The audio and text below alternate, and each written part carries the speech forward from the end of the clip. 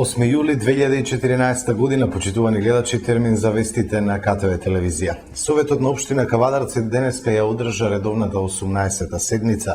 Беше донесена одлука за отпочнување на постапка за избор на приватен партнер за градскиот базен, а се усвои програмата за манифестацијата Тиквешки гроздовер, кој што годинава ќе се одржи на 5, 6 и 7 септември.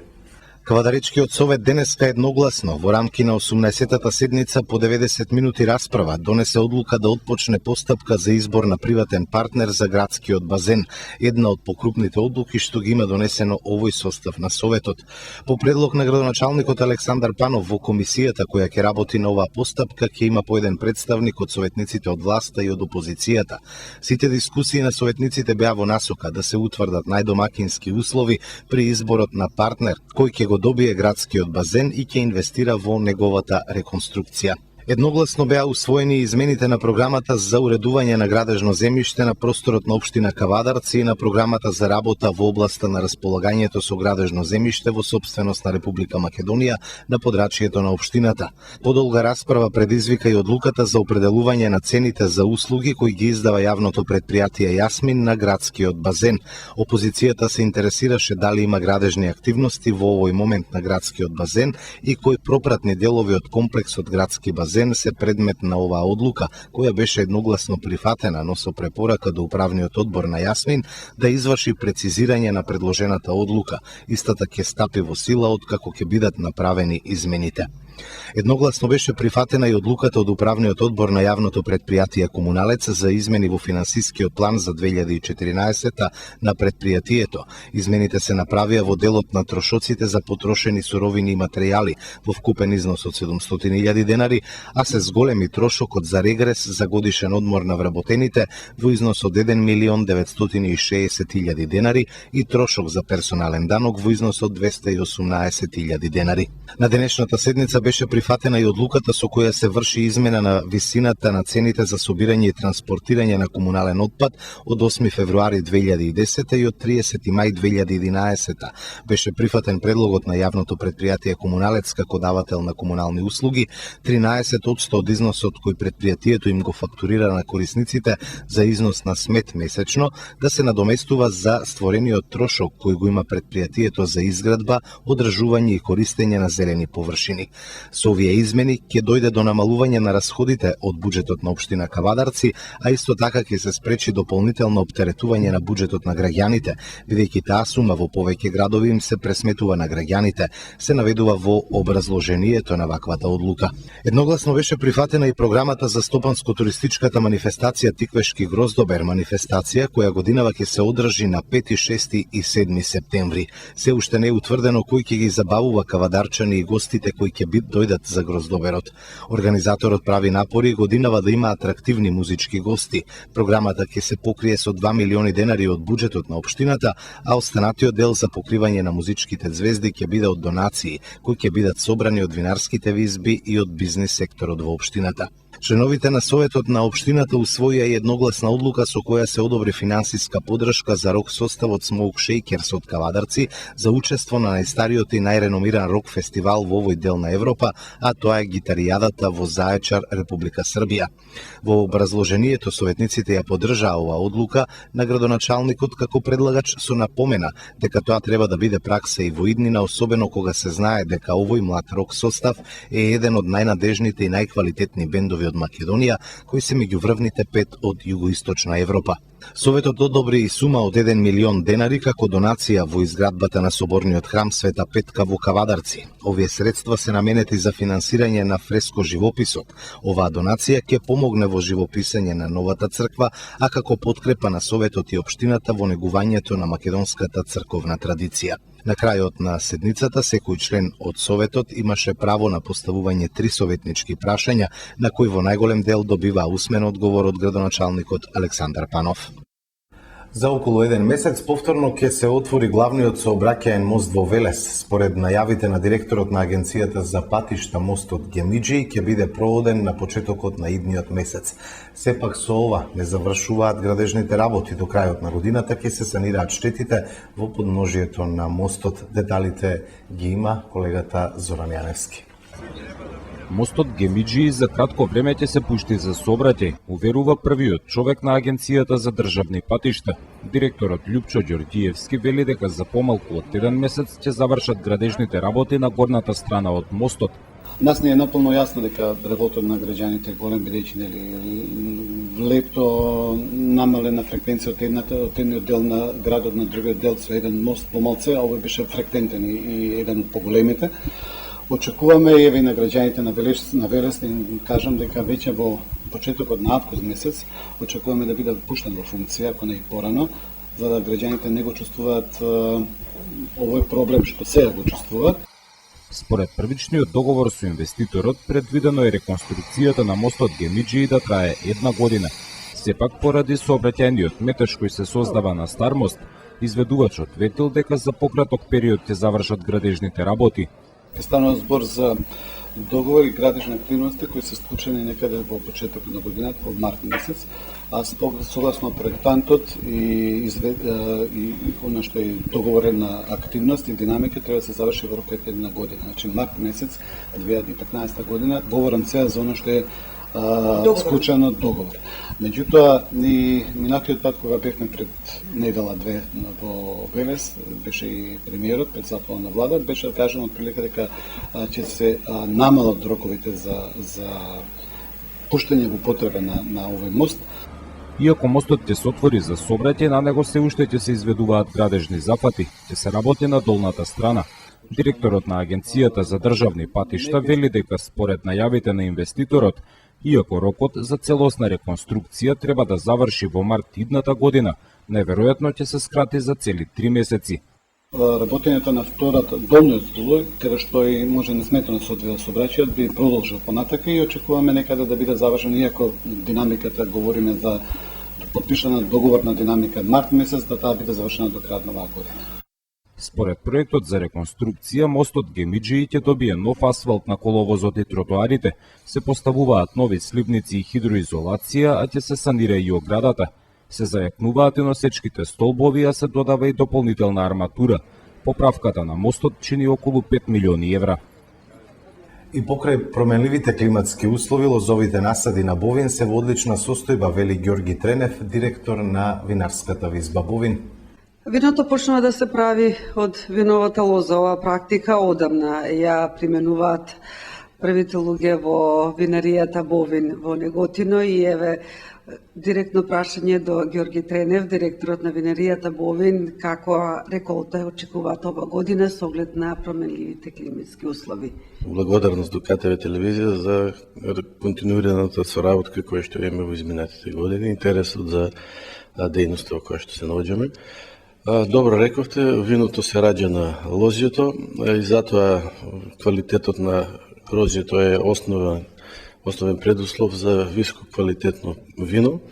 Затоа оваа година посебно внимание посветивме на одгледувањето и на заштитата на лозовите насади, бидејќи првпат се соочуваме со оваков амбиент, со овакви врнежи од дожд кои што поминаа од 250 литри на квадратен метар.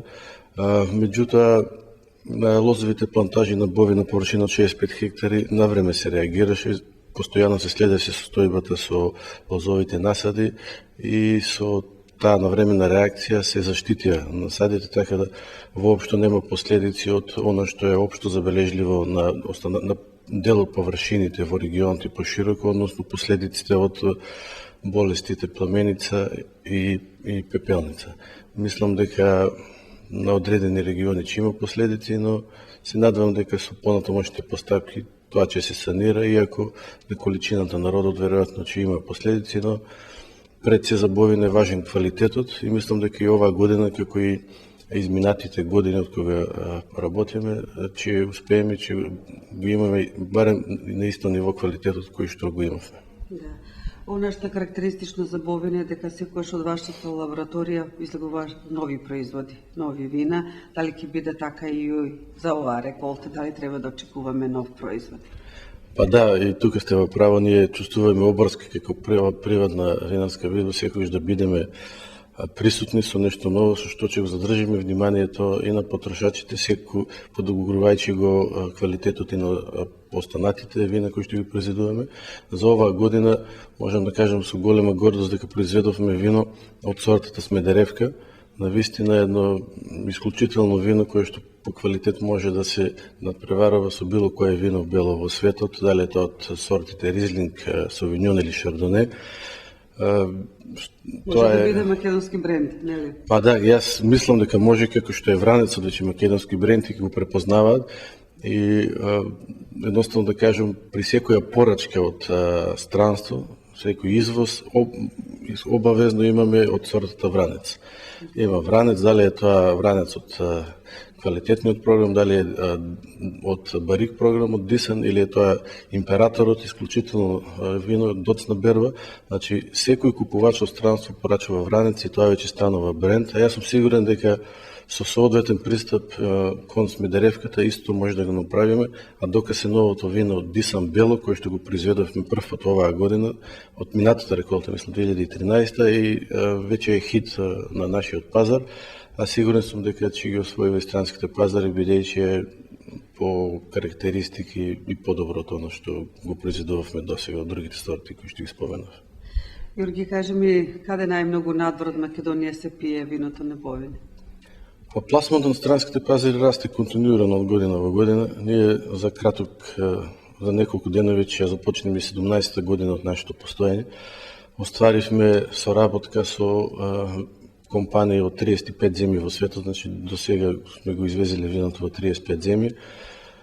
Сето тоа е благодарение на квалитетот кој што го постигнавме на производот, меѓутоа и на сите останати моменти од едно обкружување, од посветеноста, од квалитетот на луѓето, на нивното постојано едуцирање.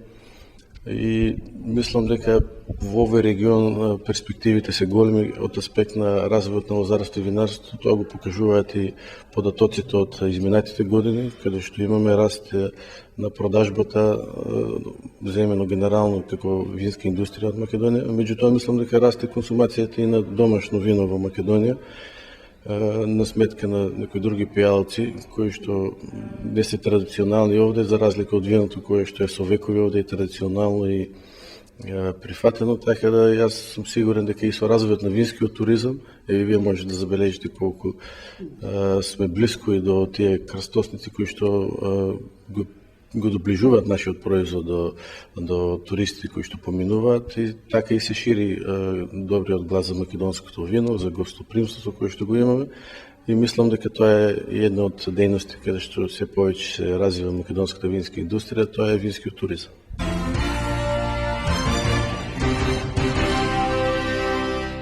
Годинава по трет пат се организира групна крштевка на Тиквешкото езеро. Пријавувањето е во тек. 18 лица минатата година групно беа крстени во водите на Тиквешкото езеро. Настанот во организација на Повардарската епархија за прв пат беше организиран во 2012-та. Групната крштевка, за која организаторот изрази надеж да прерасне во традиција, ја исполнува целта за брзо да се организира и годинава, а ќе се случи следната сабота на 19 јули. Со крштевањето верниците ќе ја примаат првата света тајна и ќе бидат очистени од досегашните гревови, а на крај и ќе се причестат, појаснува отец Трајчо Грозданов, координатор на Полошкиот манастир кој се наоѓа на брегот на езерото. Во 2012 на почетокот од овој чин 31 лице на свечен начин се соединија со Христа во рамките на групното крштевање на Тиквешкото езеро. Каков ќе биде интересот и колку лица ќе бидат дел од групната крштевка годинава, се уште не се знае, бидејќи во тек е пријавувањето. Сите кои се уште не биле дел од овој свет чин, а сакаат да се дел од групната крштевка, може да се пријават во храмот Свети Димитрije во Кавадарци.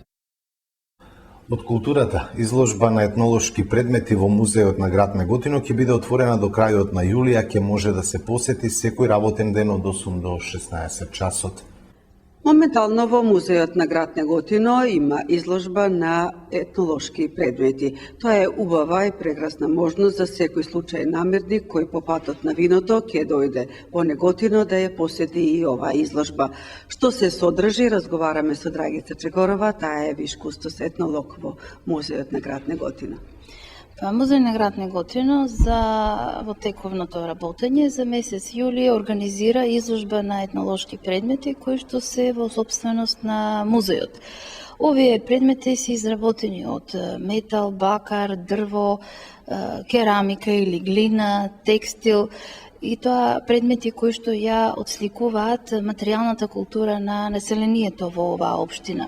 Значи, сите овие предмети представуваат еден значаен сегмент од богатата традиционална и материјална култура и духовна култура од населението кое што живее во регионот во општина Неготино. Предметите даваат дел од културите со кои што се занимава ова население, како што, например, лозарството, тутунарството, дел од секојдневниот живот кој што се живеело, посебно во селските населби. Посетителите можат да видат еден богат фонд на етнолошки предмети со кои што ќе си ја збогатат културната палета на доживување ова лето.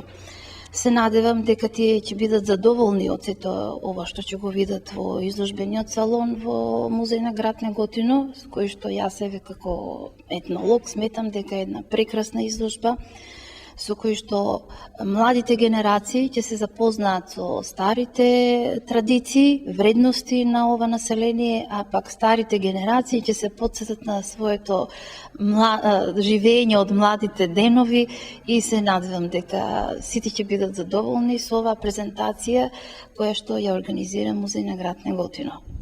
По трет пат годинава се организира манифестацијата Денот кога се роди добриот човек во чест на Дејан Костов Лиса, еден од културните градски ликови кој прерано не напушти.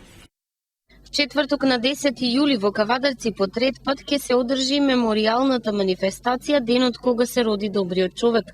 Оваа манифестација е посветена на еден од културните градски ликови на Кавадарци, Дејан Костов Лиса, човекот кој беше дел од кавадаречката уметничка сцена како прв соработник на најдобрите ликовни уметници Кидел Мукаетов, Ристо Соколов Сокол, дел од алтернативните културни случувања, ликовни изложби, промоции на книги, дел од малобројната, но респектабилно активна градска андерграунд сцена, рок концерти и фестивали. И самиот креативец, несебично давајќи се себе си во сите активности, остави неизбришлива трага на автентична урбана кавадаречка културно-уметничка сцена. За жал прирано замина. Група негови пријатели во 2012 на денот на неговото раѓање, 10 јули, ја покренаа манифестацијата Денот кога се роди добриот човек, во меѓувреме формирајќи го Сдружението за алтернативна култура Алтер Центар, кој денес се јавува како организатор на манифестацијата. Во четврток на третото издание на манифестацијата, на премиерно за оваа прилика ангажирана сцена во градскиот парк во Кавадарци на платото над ресторан Бриони ќе настапат рок музичари, поети, актери, фотографии и ликовни уметници, бројни пријатели и соработници на Дејан Костов Лиса. Настанот започнува во 20:30 часот.